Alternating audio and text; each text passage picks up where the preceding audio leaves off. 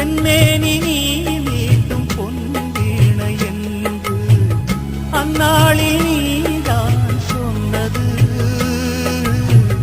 கையேந்தி நான் வாங்கும் பொன்வீணை இன்று கைமாறியேனோ சென்றது. என் போன்ற ஏழை மொழி விழுங்காழை உண்டான காயம் மாறக்கூடுமா?